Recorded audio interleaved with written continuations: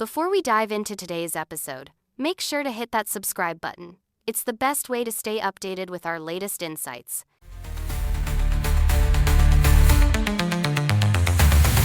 Ladies and gentlemen, welcome to the CTSS Academy podcast.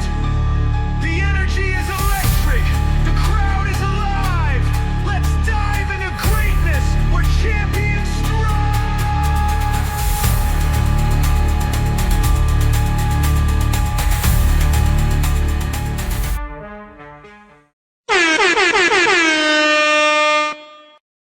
Before we start the show, don't forget to check our new ebook, Kill All Bugs, Learn Software Testing in One Day.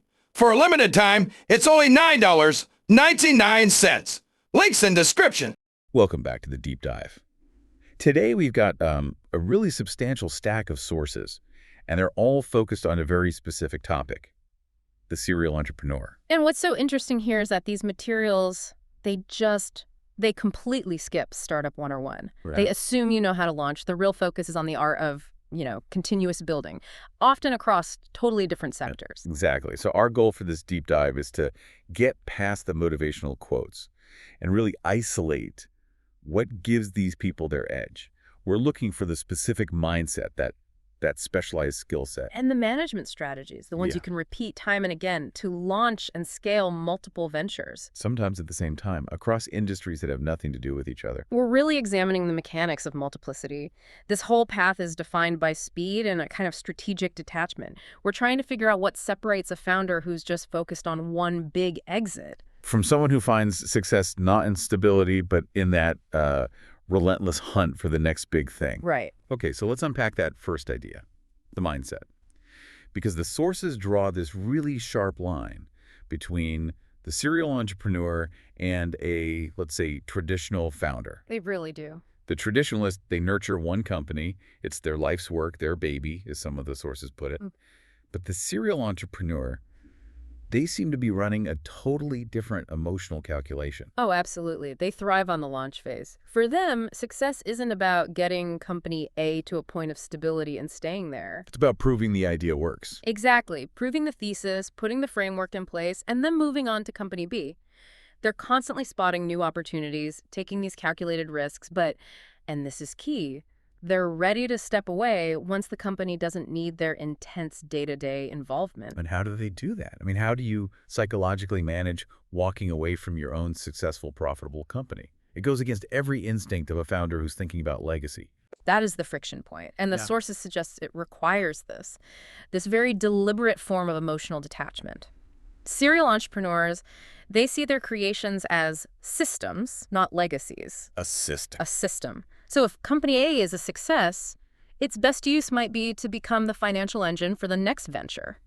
Their success is defined by velocity, not by how long they stay. And that must completely change how they view failure. It reframes it entirely. Failure isn't this crushing endpoint. It's just a data point. Exactly. It's a data point. A lesson on market entry or team building or funding that you immediately pour into the next launch. It's way beyond just being curious. It takes vision, a strategy you can replicate, and this relentless drive to just keep building. They aren't hoping for luck. They've built an opportunity engine. And that engine needs some very specialized fuel. The skill stack. I mean, running one business is hard enough. Juggling several at once is a whole other universe of complexity.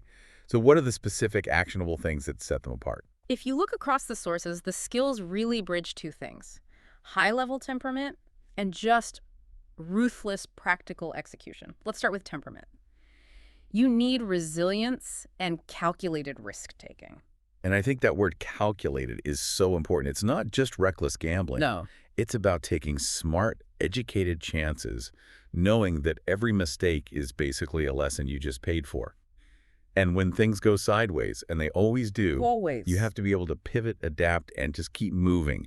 That resilience lets you absorb shocks without freezing up. And that feeds right into the next piece, which is this relentless innovative thinking or creativity. The serial builder isn't trying to make a slightly better version of something that's already out there. They're hunting for systemic gaps, inefficiencies that everyone else just accepts as normal. And they're creating solutions that nobody else has even thought of. Often, I imagine, by connecting ideas from different fields. That's a huge part of it. taking a process from manufacturing and applying it to, say, a software company. But vision is, it's useless if you can't execute, especially when you're juggling multiple projects. Okay, this is where the process mastery comes in. We're talking about next-level time management. And delegation. It's not just about a to-do list, it's about managing context switching. You might spend your morning on supply chain logistics for a hardware startup. And the afternoon reviewing marketing copy for a fintech firm?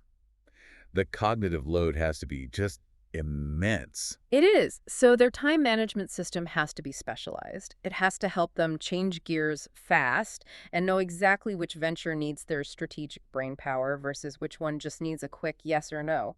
Which leads to the learning mindset. The sources really hammer this point home. It's non-negotiable. It's not enough to just go out and hire a bunch of experts. You have to work towards becoming one yourself, at least in the core fundamentals, like finance or marketing. But that seems impossible. If you're starting businesses in, say, biotech, real estate, and digital media, you can't be a technical expert in all three. So how do they actually do that? How do they operationalize that learning? Well, they see recruiting as having two functions, execution and education. Okay. So if they hire a fractional CTO for that biotech firm, that person isn't just there to write code. They're also tasked with systematically teaching the founder the basics of the technology and, say, the regulatory landscape. Ah, I see. So every expert is also a teacher. And the most successful ones, they develop a kind of standardized playbook for entering a new market. And that playbook is constantly being updated with lessons from every single launch, success or failure. So they can move faster on the next one. Exactly. Okay, let's talk about the fuel for that playbook. Money. Managing the finances for one company is hard. But a whole portfolio of them, that sounds incredibly complex. That brings us to what the sources call advanced money management. You have to know how to fund things wisely.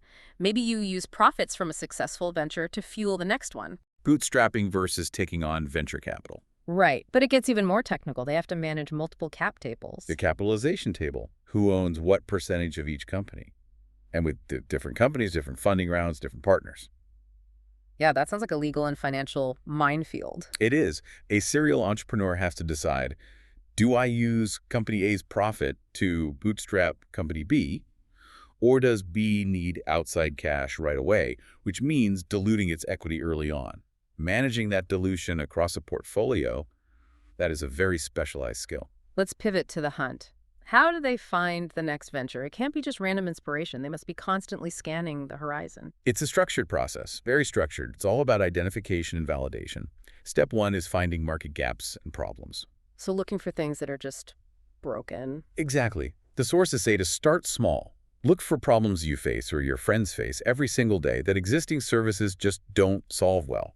If a problem affects a lot of people and the solutions are clunky, that's an opportunity. So you're turning daily frustrations into a business. But they also have to look ahead, right?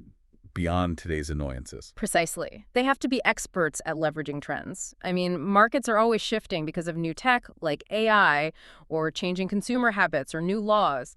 The serial entrepreneur is studying all of that to spot opportunities before they're obvious to everybody else. They're always thinking 3 to 5 years out. At least. And then comes the filter, validation. An idea is only as good as the demand for it. Right. Before you pour your life into it, you have to test the theory.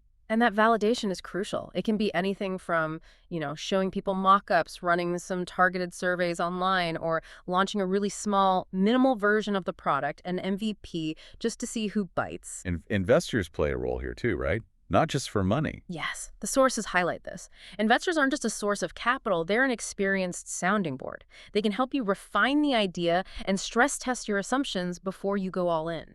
Okay, let's move to the operational side of this. Managing multiplicity, juggling ventures in different industries, maybe even different countries. That takes strategies you just don't need for a single startup. What did the sources say about the infrastructure required? The first rule is simply to build a framework you can repeat and scale. And that starts with keeping things manageable. Don't bite off more than you can chew. Exactly. Spreading yourself too thin early on is the fastest way to make the whole portfolio fail. They start with projects they can handle, and they only increase the number of ventures as their resources and their team grow. And once that growth happens, you need a structure that can handle all that complexity. This is where you see things like a centralized policy and structure. To manage different companies efficiently, they often create a shared services model. What does that mean exactly? It means things that don't need to be specialized, like HR, payroll, basic legal stuff, IT infrastructure. They're all handled by one central, super efficient team. So company A, B, and C all use the same hiring process, the same cloud provider, the same legal templates. Right. And that frees up the leaders of A, B, and C to focus only on their unique market challenges. It standardizes the boring stuff, which means you can make decisions faster when things, inevitably go wrong. And that standardization probably extends to technology, too. It often does.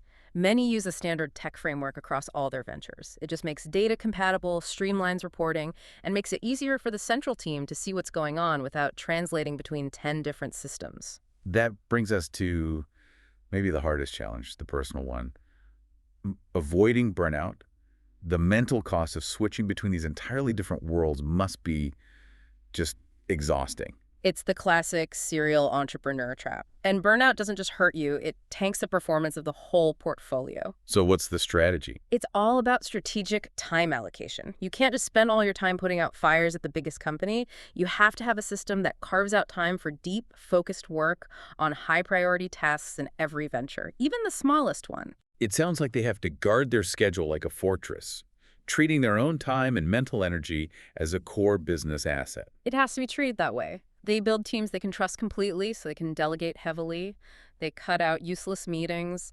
They schedule mandatory breaks or deep work days where context switching is just forbidden. Knowing your limits is just as critical as landing the next round of funding. So for you, listening to this, if you've absorbed this framework and you're thinking about this path, where do you go for actionable resources? The sources point to a few key support systems. The foundation they suggest should be some kind of targeted educational program. Not necessarily a 4-year degree, but maybe an entrepreneurship-focused certificate. Something to solidify those core fundamentals. Yeah. Advanced finance, legal compliance, data analytics. That kind of breadth is essential when you're jumping between industries. And for that, hands-on, practical mentorship. The sources mention a few crucial networks. First is SCORE, the Service Corps of Retired Executives. Right. It's a huge network of experienced volunteer mentors, often retired CEOs and VPs, who give free confidential advice. And they have tailored resources for specific groups, like rural entrepreneurs or veterans, which is a huge help. And the other one mentioned is NAS, the National Association for the Self-Employed. NAS is really focused on concrete tools and how-to guides, especially around growth strategies. And beyond the training, they also advocate for small business-friendly policies on things like taxes and healthcare. And finally, staying current. Continuous learning means keeping up with global markets. What publications should be on the reading list? Well, to stay on top of the big-picture economic trends, Smart Investing the sources point to Forbes as the standard. Okay. And for that deeper, expert-backed strategy and management theory, the stuff that helps with long-term decisions. That would be the Harvard Business Review. It's all research-backed analysis on leadership and strategy. It goes way beyond the daily news cycle. And for the hands-on, practical tips, the checklists, the growth hacks, the sources recommend Entrepreneur Magazine. So when you put it all together, what does this all mean? Serial entrepreneurship, it's this incredibly dynamic career. It's not built on one flash of genius. It's built on a repeatable system, a playbook, where every experience, good or bad, is systematically turned into an asset for the next launch. Yeah, it's less about having the one perfect idea and more about mastering the infrastructure of creating opportunities. Right. I think the core lesson is that continuous learning curve. It's not just about knowing the basics in one field. It's about developing the operational instincts and that detached decision-making that you can apply to any balance sheet in any sector. The real challenge and the real opportunity is taking that refined framework and applying it to a completely new problem in a completely new field. That's the whole game. Thank you for sharing your sources with us. We hope this deep dive framework helps you spot the next market gap and gives you the strategic foundation to build not just one success, but maybe an entire portfolio of them. Hey, yo, haven't you checked out our new book yet? Link in description. Thanks for listening. If you found value in today's episode, please subscribe and leave us a review. It helps more people find the show. See you in the next one. CT